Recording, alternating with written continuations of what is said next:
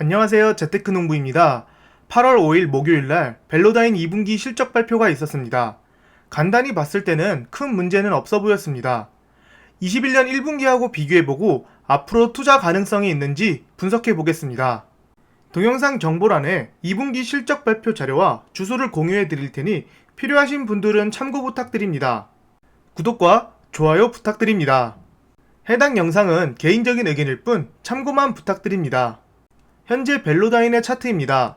작년 말 30달러가 넘었는데 현재는 고점 대비 75%가 하락한 7.45달러입니다. 시총도 1.455 빌리언 달러로 많이 줄었습니다. 차트만 봐서는 반등 없이 계속 내려가 보이는데 실적을 통해서 객관적으로 분석해 보겠습니다. 먼저 21년 2분기 벨로다인의 프레젠테이션 자료입니다. 보시면 현재 많은 센서들을 개발 완료했고 생산하고 있으며 우리나라의 현대모비스도 전략적 투자자로 2020년에 투자한 것으로 나와 있습니다. 이번에 개발 완료된 차세대 라이다 센서 벨라빗은 보시다시피 수많은 자율주행 기능을 가지고 있습니다. 긴급제동, 스마트 크루즈 컨트롤, 차선 유지, 자동 하이빔, 주차 보조, 자동 기란내 등 현재 있는 자율주행 기술들과 미래에 꼭 필요한 기술들이 있습니다. 이것 때문에 현대모비스가 투자한 것이 아닐까 생각됩니다. 실제로 왜 라이다가 자율주행에 필요한가는 이 자료를 통해 확인하실 수 있습니다. 이 테스트는 보행자 대상으로 여러 상황에서 자동차 충돌 상황을 가정하여 테스트한 케이스들입니다. 이것을 라이더 센서만을 가지고 테스트한 결과와 현재 모든 자율주행 자동차에 달려있는 카메라와 레이더 센서를 가지고 비교한 자료입니다. 동일한 테스트를 기준으로 라이다는 전부 차량이 멈췄으나 레이더와 카메라 두 개를 쓰는데도 충돌한 시험 항목이 많고 심지어 한 번도 멈추지 못한 테스트도 있습니다. 라이다는 360도 전방위를 감지 가능하며 카메라와 레이더의 기능을 전부 가지고 있으므로 이런 결과가 나왔다고 생각합니다. 특히나 미래가 될수록 더욱 복잡한 환경과 여러 악조건 속에서도 이렇게 자율주행 기능이 동작하려면 라이다는 필수인 것이죠. 하지만 생각해보면 이 모든 자율주행 기능을 카메라와 AI로만 하려는 테슬라는 정말 대단해 보이네요. 이 자료는 벨로다인의 최신 라이다 센서인 벨라빗으로 본 데이터 화면입니다. 사람 눈으로도 정확히 구별하기 힘든 차량들을 전부 구분해서 표시한 것을 볼 수 있습니다. 그리고 라이다의 장점은 바로 이 야간이나 사람 눈으로 보이지 않는 차량들을 감지한다는 것입니다. 보시면 사람 눈으로는 구별하기가 힘들지만 라이다는 정확히 구분하고 있는 것을 볼 수 있습니다. 라이다는 레이더의 기능도 가지고 있기 때문이죠.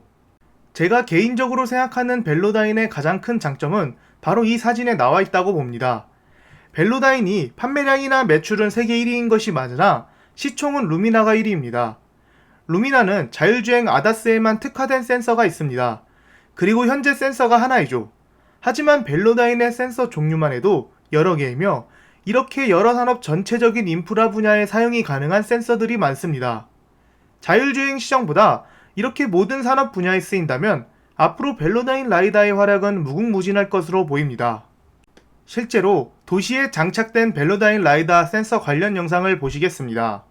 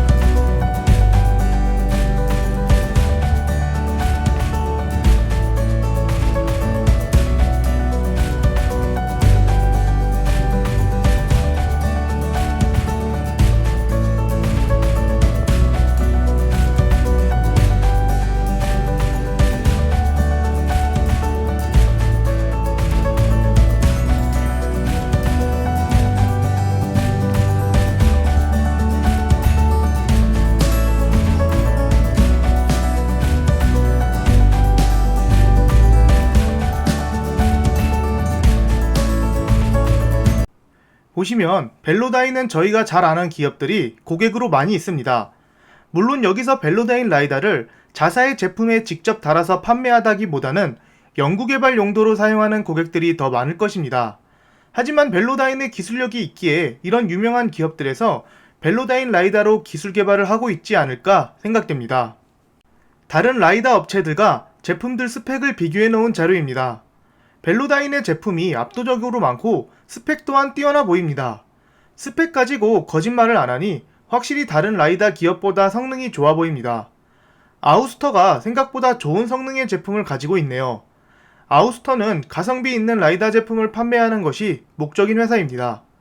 아우스터 분석 영상도 있으니 오른쪽 위에 제 영상을 참고해주세요. 이제 2분기 실적 하이라이트를 알아보겠습니다. 21년 8월 1일 기준 단연간 진행될 예정인 계약이 총 34개라고 합니다. 이 34개의 단연 계약은 2021년 회사가 목표했던 계약 건수를 이미 넘었다고 합니다. 21년도 가이던스는 변함없이 77에서 94 밀리언 달러 사이라고 봅니다. 참고로 벨로다인의 20년도 총 매출은 95 밀리언 달러입니다. 20년도보다는 조금 감소할 것으로 보입니다. 2분기 매출은 1360만 달러로 약 14 밀리언 달러입니다. 2분기 동안 3800개의 라이다 센서가 판매되었습니다. 이 라이다 센서 판매 개수는 라이다 회사 중 제일 많다고 합니다. 이 라이다 센서 개수 중 72%는 고객이 현장에서 직접 구매한 것이고 28%는 단연 계약에 따라 납품한 것이라고 합니다. 213개의 파이프라인이 있으며 전 분기보다 많이 증가했다고 합니다. 2분기에 계약을 맺은 업체명입니다. 패러데이 퓨처 등 꽤 괜찮은 기업들이 많아 보입니다.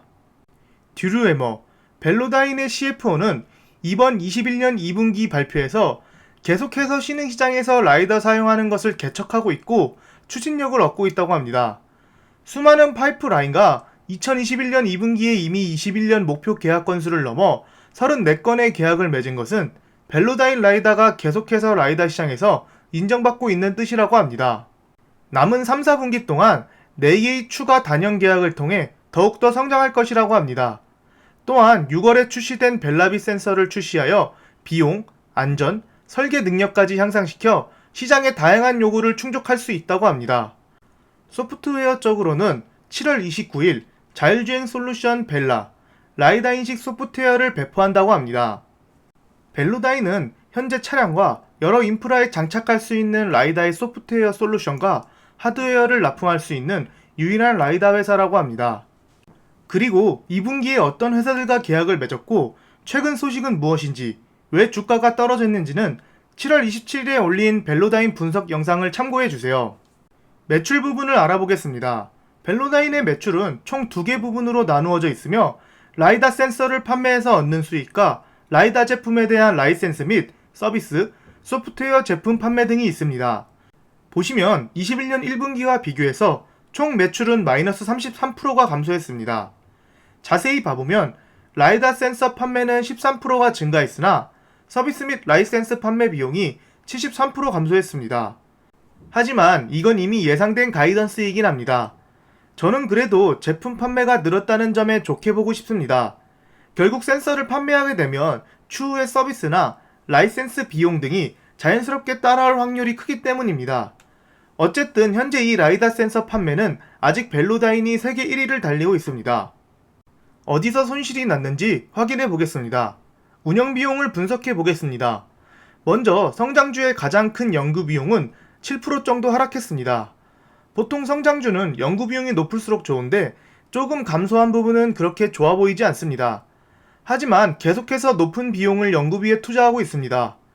이번 분기를 제외하고는 운영비용 대부분이 연구비로 지출되고 있었습니다. 이번 분기에 운영비용이 급격히 늘어났는데 바로 세일즈 및 마케팅 부분에서 매출이 거의 560% 증가했습니다. 회사에서 본격적으로 벨로다인 라이다를 홍보하거나 여러 시장에 진출하려고 본격적인 마케팅을 하려는 듯 합니다.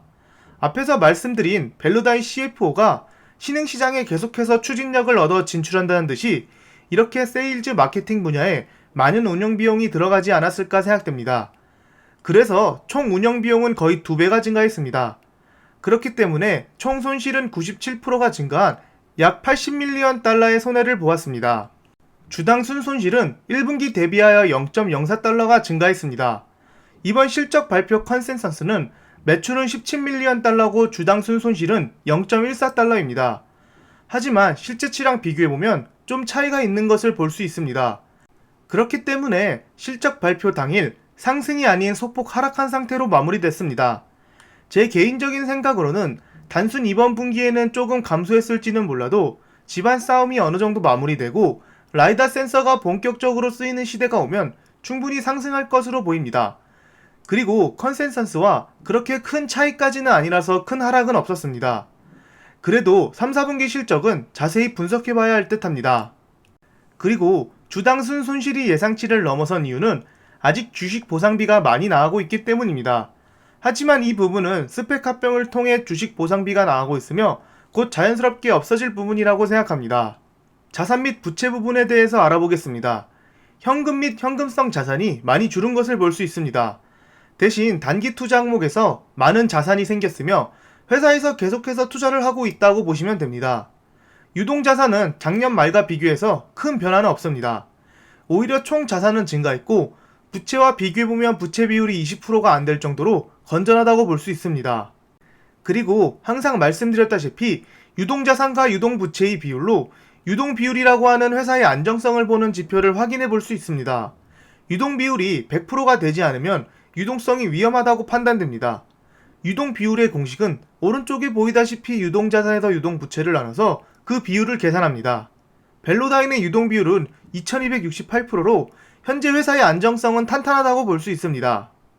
최근 벨로다인과 루미나 분석 영상에서 루미나는 18달러 부근에서 첫 분할 매수를 시작했고 벨로다인은 8달러 부근에서 추가 매수를 했습니다. 라이다 시장은 아직 많이 크지는 않지만 미래에는 누구나 생각하듯이 엄청나게 커질 것으로 예상됩니다. 수많은 분석 자료에도 그렇게 나와 있습니다. 만약 미래에 라이다가 대중화되어 수많은 제품의 라이다가 쓰이고 그러한 세상이 온다면 라이다 관련 기업들은 이미 주가가 엄청나게 올라 있을 것입니다. 테슬라도 전기자동차가 본격적으로 성장하면서 지금같이 상승한 것처럼요. 그 전에 좋은 라이다 기업을 미리 사놓는 것은 나쁘지 않다고 봅니다. 물론 라이다 기업 중에도 좋은 기업을 찾아야 테슬라같이 큰 성장을 할 수 있다고 봅니다. 저는 라이다 기업을 벨로다인과 루미나만 가지고 있지만 훨씬 더 좋은 기업이 있으면 그 기업도 투자해볼 생각입니다. 개인적인 의견일 뿐 참고만 부탁드립니다. 지금까지 제 영상을 봐주셔서 감사합니다. 구독과 좋아요 부탁드립니다.